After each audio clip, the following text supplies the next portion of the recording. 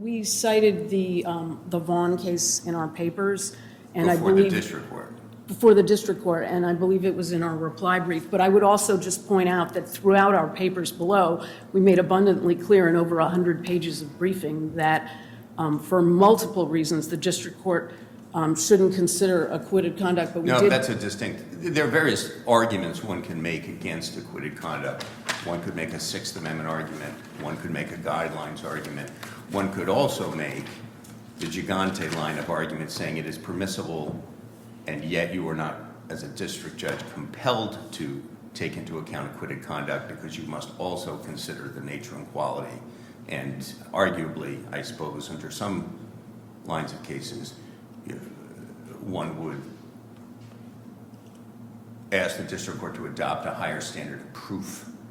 That's not what I'm really saying. I'm talking about what Vaughn says about what Vaughn says specifically. I'm not suggesting that. Vaughn just says that the court should consider the acquittal when assessing the weight and quality of the evidence. Correct. That's it. It's one sentence in Vaughn. And then it goes, as Judge Nardini referred to, into citing Cordoba and Gigante.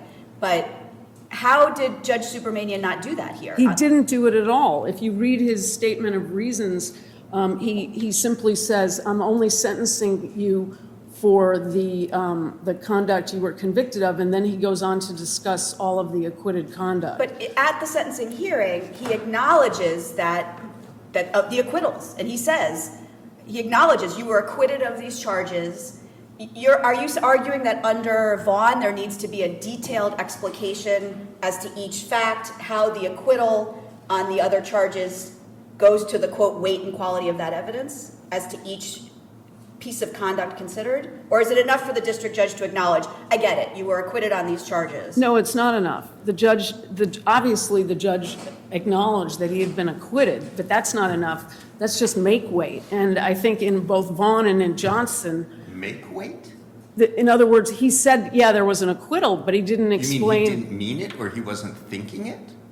What does make weight mean? That's a rather disparaging characterization. And I want to understand what you mean by it. Well, what I mean, that's not what I mean, just to be clear.